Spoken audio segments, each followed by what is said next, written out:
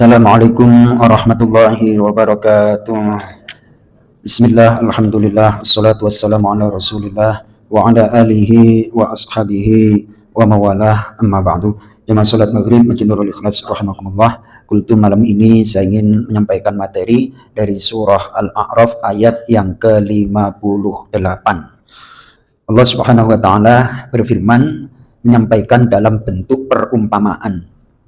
A'udzu billahi minasyaitonir rajim. Bismillahirrahmanirrahim.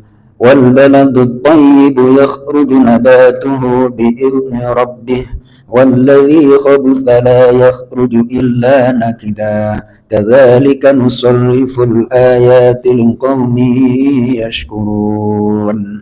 Shadaqallahul azim. Allahumma arhamna bil Qur'an. Wal baladut thayyibu, negeri yang baik atau tanah yang baik, yakhruju nabatuhu, tanamannya akan keluar biizni rabbih, dengan izin Rabbnya, yakni tanah yang subur itu akan menumbuhkan tanamannya dengan mudah. Sebaliknya, walladzi khabutha, tanah yang jelek, la yakhruju illa nakida, tidak tumbuh kecuali dalam keadaan, dalam terjemah bahasa Indonesia Departemen Agama itu nakida itu diartikan merana, kayak orang nggak dapat apa yang diidam-idamkan itu merana, Mas Toto. Hatinya merana. Nggak tahu pemilihannya kalau menggunakan kata merana. Artinya susah, sulit. Demikianlah kami menjelaskan ayat-ayat kami kepada kaum agar mereka bersyukur. Liqaumi yashkurun, kepada kaum yang bersyukur. Kemudian di dalam penjelasannya, dalam satu tafsirnya dijelaskan, hadza mithalun lil qulubi hina yunzalu 'alaihal wahyu. Ini adalah permisalan untuk keadaan hati ketika turun kepadanya wahyu. Fa innal quluba thayyibah hina yaji'uhal wahyu taqbaluhu wa ta'allumuhu. Hati yang baik, saya ulangi ya. Hati yang baik ketika datang kepadanya wahyu, yakni Al-Qur'an, taqbaluhu, dia akan terima. Wa ta'allumuhu, dan akan mempelajarinya.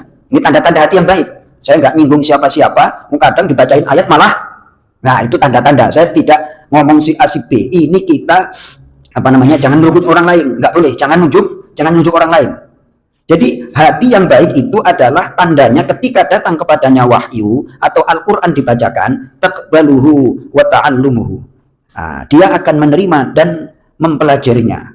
Dan ketika hati itu dalam keadaan baik, enak aja untuk menumbuhkan perbuatan-perbuatan baik. Sebagaimana tanah yang subur, tanamin bayam oke, tanamin sayur mayur oke, tanamin buah-buah juga oke. Contoh, saya kasih contoh nih.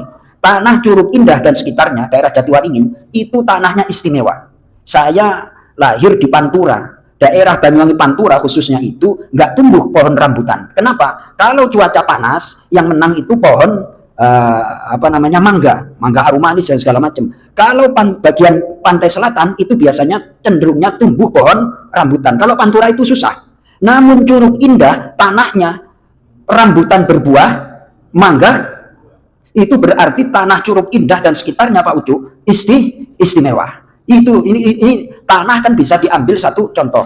Nah, hati yang baik itu akan apabila disampaikan, contoh sederhana kepada jamaah yang berada di belakang, kalau pas Pak Ketua menyampaikan pengumuman mau Jumatan itu, tolong soft depan, ruang depan yang masih kosong diisi. Itu yang namanya yang serius sama yang dablek, lebih banyak mana Mas Toto?